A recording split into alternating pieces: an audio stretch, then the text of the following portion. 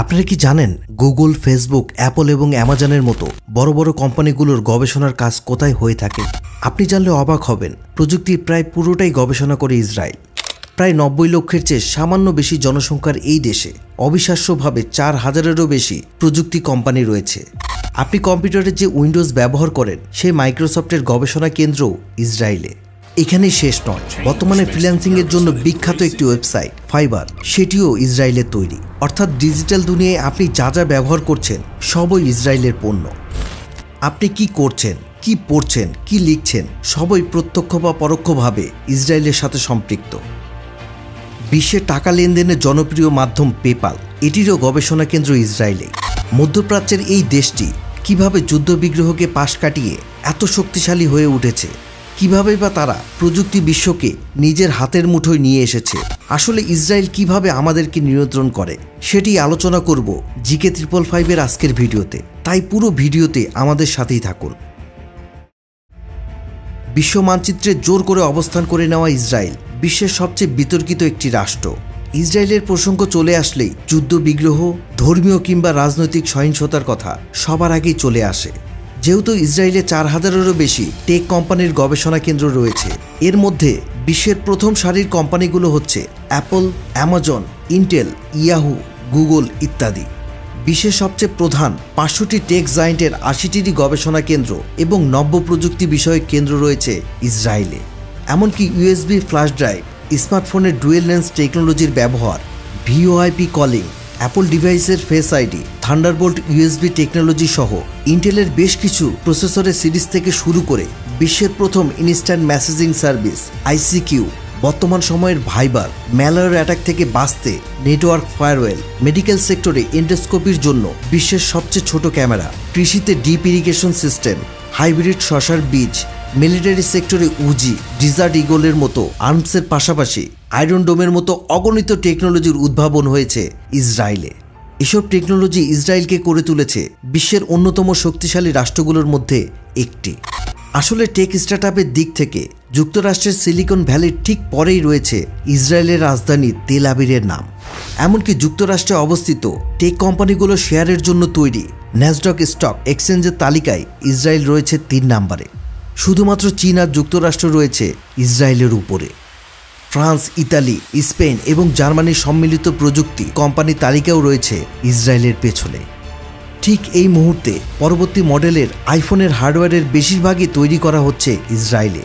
Intel বিশ্বের সর্ববৃহৎ processor তৈরিকারক প্রতিষ্ঠান, অথচ এই ইন্টেলের বড় একটি গবেষণা কেন্দ্র রয়েছে ইসরায়েলে। ইসরায়েল ইন্টেল কারখানায় 11,000-এরও বেশি কর্মী কাজ করে থাকে, যেটা দেশের অন্যতম একটি বড় প্রযুক্তি কারখানা। বিল গেটসের মাইক্রোসফটকেও ধরা হয় একটি আধা ইসরায়েলি কোম্পানি হিসেবে।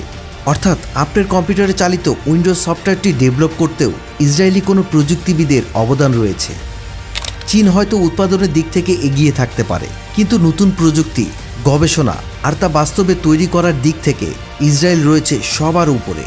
গুগলের নতুন অনেকগুলো প্রযুক্তি তৈরি করেছে এই ইসরায়েল। সবচেয়ে অবাক করা বিষয় হলো ইসরায়েলের আয়ের অন্যতম একটি অংশ আসে এই প্রযুক্তি খাত থেকে, যা ইসরায়েলের জিডিপির 12.5%। এখন আপনার মাথায় নিশ্চয়ই ঘুরছে ইসরায়েল কিভাবে এই সক্ষমতা অর্জন করলো। বিশ্ব মানচিত্রে জোর করে জায়গা করে নেওয়া এই ইসরায়েল 90-এর দশকে খুব খারাপ একটি সময় পার করেছিল। প্রতি বছর মুদ্রাস্ফীতি দাঁড়িয়েছিল 100%, অর্থব্যবস্থায় নেমেছিল ধস, ঋণের বোঝা আর বাজেটের ঘাটতির কারণে তখন দেশের প্রতিটি মানুষের কপালে ভাঁজ ফেলেছে। অর্থাৎ ইসরায়েলিদের খেয়ে পড়ে বাঁচার জন্য পুরোটাই নির্ভর করতে হয়েছে বিদেশি সাহায্যের উপর। নিজ দেশের টাকার মান অস্বাভাবিকভাবে কমে যাওয়ার কারণে ইসরায়েলের জনগণ নিজস্ব কারেন্সির বদলে ইউএস কারেন্সি দিয়ে লেনদেন চালিয়ে যেত। লোকাল কারেন্সির উপর জনগণের এ ধরনের অবিশ্বাস ও বর্জনের কারণে 1984 সালের দিকে দেশটির ওভারঅল ইনফ্লেশন রেট প্রায় 450% পৌঁছে যায়। এই খারাপ অবস্থা থেকে বের হওয়ার জন্য ইসরায়েলের সরকার সিদ্ধান্ত নেয় বৈদেশিক সাহায্যের উপর নির্ভর করে নয়, ইসরায়েলকে একটি আত্মনির্ভরশীল ও শক্তিশালী রাষ্ট্র হিসেবে গড়ে তুলতে হবে। আর ঠিক তখনই ভেঙে যাওয়া সোভিয়েত ইউনিয়ন থেকে হাজির হলো প্রায় 8.5 লক্ষ ইহুদি। সংখ্যাটা বেশ কম মনে হলেও ইসরায়েলের তৎকালীন অর্থনৈতিক অবস্থা বিবেচনা করলে দেখা যায় ইসরায়েলের এই নাজুক অবস্থানকে আরও শোচনীয় করে তোলার জন্য এই সংখ্যাই যথেষ্ট ছিল। এবার ইসরায়েলের মাথা ব্যথার কারণ হয়ে দাঁড়ালো এটি। কিভাবে এতগুলো মানুষের জন্য কর্মসংস্থান তৈরি করা যায়। তখন ইসরায়েলের হাতে একটাই উপায়, এই পুরো অর্থনৈতিক ব্যবস্থাকে নতুন করে সাজানো। প্রথমের দিকে নতুন উদ্যোক্তা তৈরির জন্য কাজ শুরু করলো ইসরায়েল সরকার, কিন্তু যে দেশে টাকাই নেই সে দেশে কিভাবে নতুন উদ্যোক্তা এগিয়ে আসবে। আর তখনই সরকার বুঝতে পারল যে একমাত্র আন্তর্জাতিক কোম্পানিগুলোর বিনিয়োগের মাধ্যমেই এই খারাপ অবস্থা থেকে উঠে আসা সম্ভব। আর এখান থেকে শুরু হলো ইয়োজমা প্রোগ্রাম। হিব্রু ভাষায় ইয়োজমা শব্দের অর্থ হলো উদ্যোগ। এই পরিকল্পনা বাস্তবায়নের জন্য ইসরায়েল সরকার $100 মিলিয়ন সমমূল্যের একটি ফান্ড তৈরি করলো, যাতে বিদেশি কোম্পানিগুলো তাদের প্রতি $12 মিলিয়ন বিনিয়োগের পিছনে ইসরায়েল সরকার $8 মিলিয়ন বিনিয়োগ করবে। এতে ইসরায়েল সরকার কোম্পানির 40% মালিকানার অংশীদার থাকবে। যদি এখানে কোম্পানির লাভ হয় তবে বিদেশি কোম্পানিগুলো সামান্য সুদসহ সরকারকে টাকা পরিশোধ করলে তারা সম্পূর্ণ কোম্পানির মালিক হয়ে যেতে পারবে, অর্থাৎ বিনিয়োগকারীদের জন্য পুরোটাই লাভ। অন্যদিকে ইসরায়েল সরকারের কোনো লাভ নেই মনে হলেও নতুন নতুন কোম্পানি আর কর্মসংস্থানের ফলে অর্জিত ট্যাক্স থেকে সরকারের বিনিয়োগের খরচ উঠে আসে। এই প্রোগ্রামের ফলে আন্তর্জাতিক কোম্পানিগুলো ইসরায়েলে বিনিয়োগ করা শুরু করে। এখানে যে কোনো আইডিয়া বাস্তবায়নের জন্যই টাকা বরাদ্দ রয়েছে। প্রথম 8 বছরের মধ্যেই ফান্ডের সংখ্যা হয়ে দাঁড়ালো 20 থেকে 513-তে, যার ফলাফল ইসরায়েলকে এখন ধরা হয় উদ্যোক্তাদের রাজধানী হিসেবে। এই পরিসংখ্যান অনুযায়ী প্রতিটি কোম্পানি প্রতিটি কর্মীর পিছনে প্রতি বছর $150 করে বিনিয়োগের পরিমাণ বাড়াচ্ছে, যা স্পেনের মতো উন্নত একটি দেশের উদ্যোক্তাদের পেছনে বিনিয়োগের তুলনায় 40 গুণ বেশি। এতে শুধু টাকাই নয়, যোগ হচ্ছে অভিজ্ঞতার পাহাড়ও। আপনাকে যদি বলা হয় কোন দেশের জনসংখ্যা অভিবাসীদের উপর নির্ভরশীল, উত্তরটি নিঃসন্দেহে হবে ইসরায়েল। আসলে প্রতি 3 জন ইসরায়েলের 1 জন বিদেশে জন্মগ্রহণ করেছে এবং প্রতি 10 জনের 9 জনই অভিবাসী এবং অভিবাসীদের সন্তান সন্ততি। আর এই বিষয়টি প্রমাণ করে যে কিভাবে স্বাধীনতার 70 বছরের মধ্যে একটি দেশের জনসংখ্যা 10 গুণ বেড়ে গেল। ইসরায়েলের এই বিরাট সফলতার মূল কারণ হচ্ছে এর শিক্ষা ব্যবস্থা। 1948 সালে ইসরায়েল প্রতিষ্ঠা হওয়ার 30 বছর আগেই ইহুদিরা জেরুজালেমে প্রতিষ্ঠা করে the Hebrew university of Jerusalem. ইসরায়েলের সংবিধানে একটি নিয়ম আছে, সেটি হলো প্রত্যেক ইহুদিরই ইসরায়েলে বসবাস করার অধিকার আছে। আর এই নীতিকে কোনো ছোটোখাটো জিনিস মনে করে ভুল করবেন না, কারণ জরিপ অনুযায়ী দেখা যায় যে দেশের অভিবাসীর সংখ্যা যত বেশি সেই দেশ ঠিক ততটাই ধনী আর সমৃদ্ধশালী, কারণ অভিবাসীদের মধ্যে উদ্যোগ নেওয়ার প্রবণতা অনেক বেশি।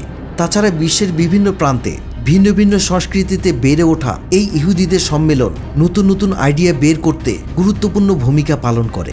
আর অন্যান্য দেশ থেকে ইসরায়েলকে যা আলাদা করে তা হচ্ছে এর শিক্ষা ব্যবস্থা। ইসরায়েলের প্রতিটি বিশ্ববিদ্যালয় কাজ করে এক একটি গবেষণা প্রতিষ্ঠান হিসেবে, যার ফলে ছাত্র অবস্থা থেকে বের হয়ে আসে এক একজন উদ্যোক্তা, যাদের মাথায় ঘুরতে থাকে অসাধারণ সব আইডিয়া। বিশ্ববিদ্যালয়গুলো থেকে এসব গবেষণা আর উদ্ভাবনের মাধ্যমেই ইসরায়েল নিজেকে প্রতিষ্ঠিত করেছে বিশ্বের অন্যতম প্রযুক্তিধর দেশ হিসেবে। ভৌগোলিকভাবে ইসরায়েল একেবারে কৃষির জন্য উপযোগী নয়। দেশটির প্রায় অর্ধেকেরও বেশি জমি মরুভূমি হওয়ায় মাত্র 20% আবাদযোগ্য জমি রয়েছে। এছাড়া দেশটির প্রতিকূল আবহাওয়া ও পর্যাপ্ত মিঠা পানির অভাবও ইসরায়েলকে কৃষির জন্য অনুপযোগী করে তুলেছে। এমন পরিস্থিতির কারণে একটা লম্বা সময় পর্যন্ত ইসরায়েল পুরোপুরি ফুড এক্সপোর্টের উপর নির্ভরশীল ছিল। কিন্তু দেশটি 1985 সালে ফুড এক্সপোর্টের সাবসিডি বন্ধ করে দেওয়ার পাশাপাশি কিভাবে খাবার উৎপাদনে স্বয়ংসম্পূর্ণ হওয়া যায় সেই চেষ্টা চালিয়ে গিয়েছিল। কৃষি উৎপাদন বাড়াতে দেশটি বেশ কিছু প্রযুক্তির আবিষ্কার করেছে, যার মধ্যে রয়েছে computer control deep irrigation, computerise early warning systems. এছাড়া ইসরায়েলের গবেষকরা উচ্চ ফলনশীল ফল ও সবজির বীজ উদ্ভাবনের পাশাপাশি রুক্ষ মরুভূমি অঞ্চলে বেড়ে উঠতে সক্ষম এবং লবণাক্ত পানিতে বেঁচে থাকতে পারে এমন বীজও আবিষ্কার করেছে, যার ধারাবাহিকতায় মরুর বুকে কৃষির উৎপাদন সম্ভব করার পাশাপাশি 2021 সালে দেশটি $2.50 billion food and agriculture product export করে। রিসার্চ অ্যান্ড ডেভেলপমেন্ট ও আইটি সেক্টরে ইসরায়েলের এ ধরনের সাফল্য দেশটিকে এশিয়ার অন্যতম ধনী দেশ হওয়ার পাশাপাশি অনেক ন্যাচারাল রিসোর্সে ভরপুর দেশের চেয়েও পাওয়ারফুল করে তুলেছে। যদি আমরা আয়তনে ছোট এবং ন্যাচারাল রিসোর্সের তেমন সমৃদ্ধ নয় এমন দেশগুলোর দিকে যদি আমরা তাকাই, তাহলে আমরা ইসরায়েলের পাশাপাশি সাউথ কোরিয়া, তাইওয়ানের মতো দেশগুলোর নাম চলে আসবে। এই ধরনের দেশগুলো অনেক আগে থেকেই রিসার্চ অ্যান্ড ডেভেলপমেন্টে অনেক ব্যয় করেছে, বিধায় দেশগুলো বর্তমানে বিশ্বের টেকনোলজি মার্কেটে অন্যতম নাম এবং বিশ্বের ধনী দেশগুলোর মধ্যে অন্যতম। পরিশেষে আমরা বলতে পারি প্রযুক্তি বিশ্বকে নিজের হাতের মুঠোয় নিয়ে এসেছে ইসরায়েল। আবার বিশ্বের মধ্যে অনেক দেশ আছে যারা প্রযুক্তি ও কৃষি খাতে অনেক অর্থ ব্যয় করলেও ফলাফল সবসময় জিরো থাকে। এ ধরনের দেশের নাম আপনার জানা থাকলে আমাদের কমেন্ট বক্সে জানাতে পারেন। আজ এই পর্যন্তই। আপনি চাইলে স্ক্রিনে থাকা যে কোনো ভিডিও এনজয় করতে পারেন। সুস্থ থাকুন, ভালো থাকুন, ধন্যবাদ।